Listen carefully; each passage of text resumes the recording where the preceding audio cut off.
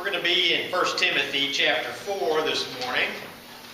So if you want to start heading that direction, we're going to talk a little bit about youth this morning and being young, and a little bit about what the challenges are with being young and being youthful. And I will admit that this sermon this morning is kind of inspired by, we had some news, we had some boys got in trouble this week, and that kind of got me thinking, because young people getting in trouble is not a new thing. I mean, that's something that's always been around, something that's always happened. And even in nature, if you really stop and think about it, even in nature, youth always seem to struggle with danger. I don't know how many times I've gone deer hunting, and there'll be some little young buck who'll just run around my deer stand and run around, and I think to myself, I could have killed that deer 16 times. But they don't know. They just don't have that wisdom that the old bucks that live long lives have had. And so there is a problem with youth. And we're going to look at what that problem is, and we're going to look at how we counteract that. 1 Timothy chapter 4. We're going to start here with verse 11. It says, "These things command and teach. Let no man despise thy youth, but be thou an example to the believers in word, in conversation, in charity, in spirit, in faith, and in purity. Till I come, give attendance to readings, to exhortation, to doctrine. Neglect not the gift that is in thee, which was given thee by prophecy by the laying on of hands of the presbytery. Meditate upon these things. Give thyself wholly to them, that they profiting may appear to all. Take heed unto thyself and unto thy doctrine. Continue in them, for in doing this thou shalt both save thyself and them that hear thee." Oftentimes I think to myself, if I could have known then what I know now, if I could have known when I was a kid what I know now, how many things could I have avoided? How many troubles and trials? How many just mistakes that I had to learn the hard way, or that I learned the hard way, could I have avoided? And how many wonderful, good, and prosperous things could I have put all of that wasted energy, I could have put it and channeled it into these things which matter, and I would have been so much better off. And this is the problem with youth. This is the problem. You see, with age comes experience.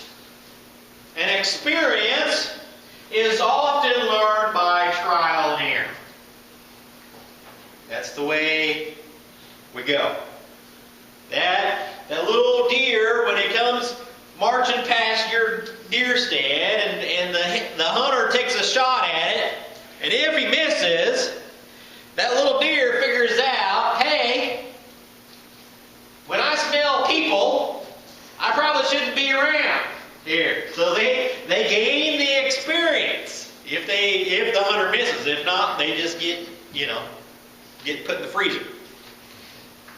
With age comes the experience of trial and error. Now think about that trial and error. It's dangerous. That's the thing about trial and error. Erring is often dangerous and often has consequences.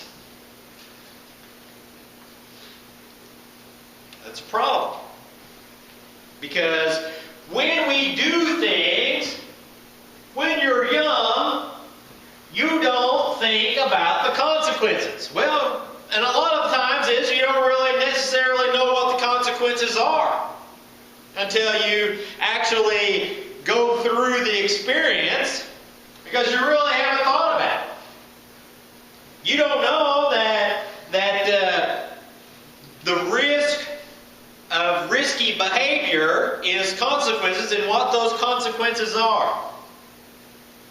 Now, I'm sure those boys that got in trouble this week probably didn't think about their little joyride that ended with the police having them lay down on the concrete. At that point in time, they thought to themselves, I'm sure, we'll never do this again. And there are times in my life when I have done things that I have said to myself, I'm never doing that again. That is the age and wisdom that comes with experience. We live life oftentimes with a balance of risk versus reward. That means if we have an activity in our mind and we think, well, this is fun, and this fun activity has a perceived risk of being less than the reward, well, we will probably do that.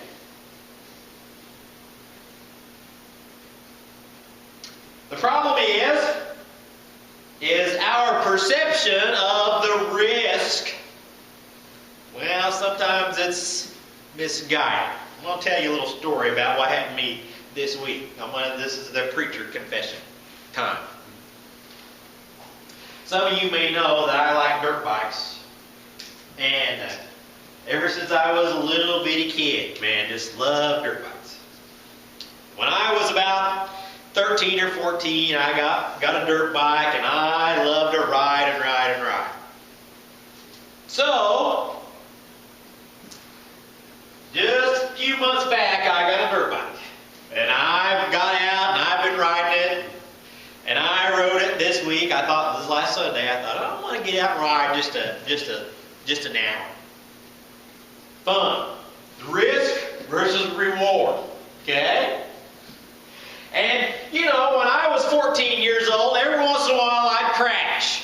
It happens. You know, it happens when you ride a dirt bike. When you ride a horse, you're going to get bucked off, and when you ride a dirt bike, eventually you're going to crash. It just goes along with it. Well, I found out that crashing when you're 14 years old and you weigh 130 pounds is a lot different than when you're 41 years old and you weigh about 220 pounds. I didn't bounce like I used to. It hurt. I got up and I thought, that was ignorant. Arm hurt. It's embarrassing. I come in the house and I was just, it was all. And I took all my clothes off and I put them in the washing machine, and I thought, I wonder if I can just wash all my clothes and not tell Kim. Because it's embarrassing. I should know better. You should know better than just go out there and act like you're a kid. And just, the next thing you know, you're wadded up on the ground and you're doing an inventory of what you broke. Falling down is different when you're 41 than when you're 14. The risk versus reward. And my perception of what the risk was out of balance. I went ahead and told her, just so you know. Basically, because when I got in the bathroom, I was all skinned up, and I thought, well, there's no covering that up. You see, we live life, and when you live, you want to live life so that you avoid the risk. avoid all risk. But if that risk outweighs the reward, well then you're more than likely you don't want to do that thing. But how do we learn that the risk is greater than the reward without having a wreck? Now you all probably look at me and think, well, duh, you should know. You're 41 years old, you're not going to bounce like you did when you were 14. Yeah, well, I should have known, yes. How do we avoid? How could those boys have avoided that situation where they were getting arrested?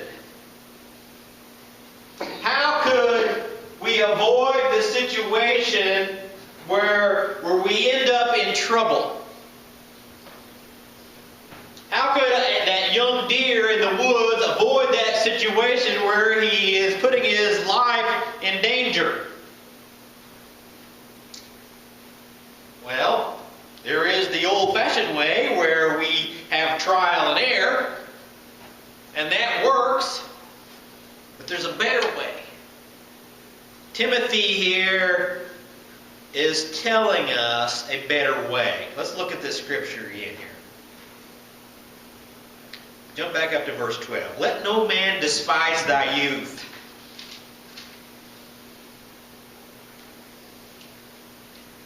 But be thou an example to the believers in word and conversation and charity and spirit and purity. Now listen to this. This is the key. Till I come, give attendance to reading, to exhortation, to doctrine. Okay? Jump down to 15. Meditate upon these things, then give thyself wholly to them, that thy profiting may appear to all. Take heed unto thyself and unto thy doctrine, continue in them, for in doing this thou shalt both save thyself and them that hear them. You see, the best way to learn the lessons in life, and I'll just be real honest with you, for the long time of my life, I couldn't figure this out. I just felt like, that I had to do everything myself, and when I found out that things went badly, well, then I didn't do those things anymore. But see, with those mistakes come consequences. And you're going to be so much better off if you can avoid those consequences by learning from the mistakes of others.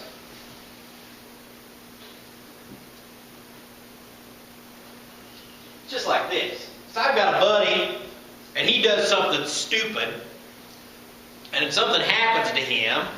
I can look at him and say, I don't want to be like my buddy, so I'm going to avoid that. I'm going to not do that thing that he did. It's really just that simple. Well, guess what? We have got years and years of life experience written down in this Bible, and all you have to do is just pick it up and read it. And you can avoid so many mistakes.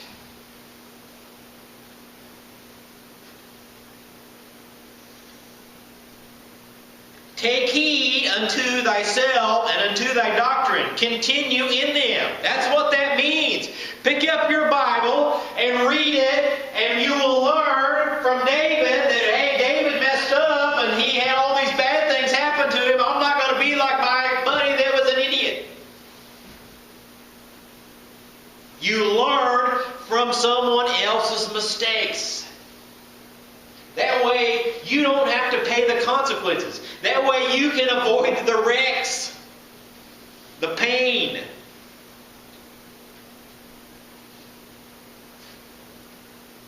And those of us who have gone through the wrecks in life want nothing more than to see you avoid the mistakes that we have made. Why? Because it hurts. Because the consequences aren't fun. Now, let's get on to the second point. Because, we're all not as young as we used to be. So maybe this message is not really for us. No. You see, we have us older people, we have a responsibility here. We have a responsibility to teach. It is our responsibility, those of us who have lived life, who have gained some experience, that we take the next generation under our wings and we teach them.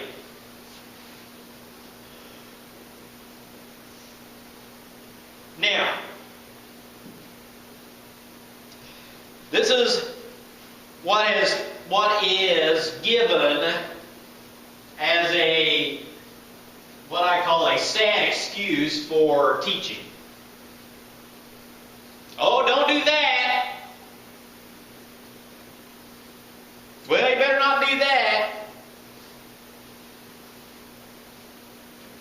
Why? Because I said so.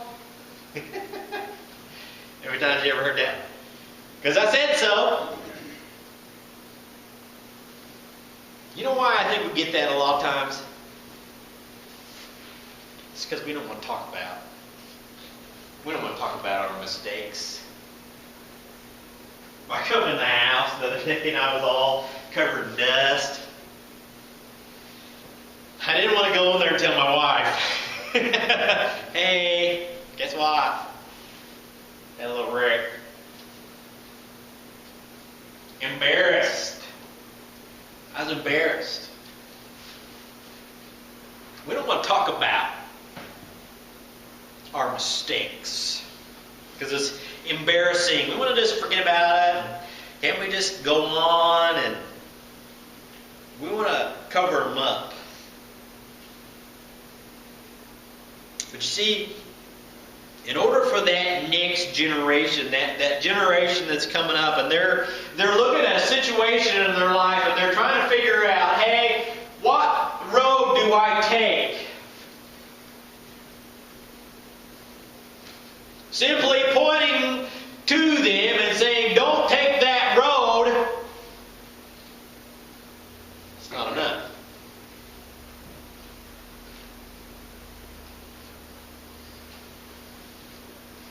But if you take them under your wing and you'll say to them, you know what, I took that road once.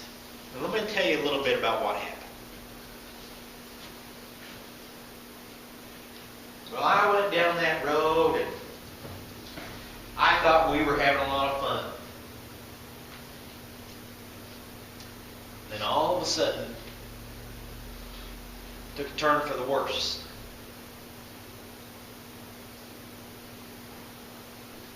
You see, our trials, our tests, be our testimony. And those difficult things that you went through in your life, those things that you learned the hard way, they can be the thing that helps someone else. But it can't be if you don't share them. If you don't open your mouth, if you don't come along somebody and you mentor them, and you're pouring yourself into their life, and they realize that you love them enough to tell them the truth.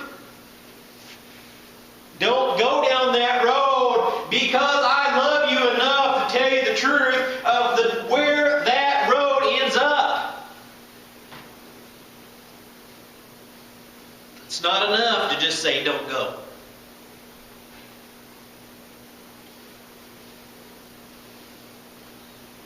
It takes time. It takes time to build a relationship. It takes time for that young person to realize, hey, that person that is telling me not to take that road, they're not just bossing me. They're not just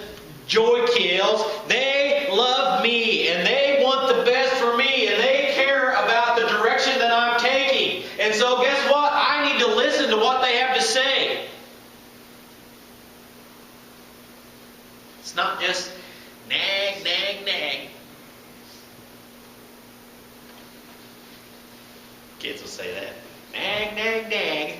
Quit nagging me.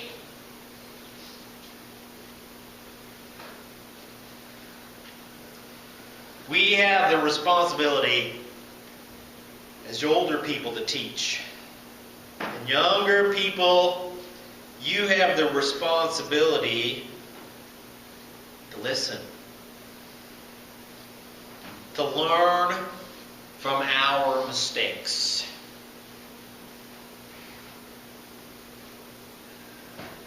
Otherwise,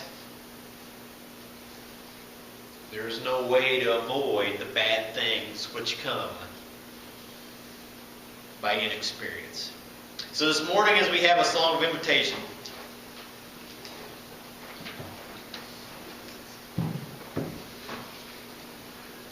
I'm going to ask you, young people,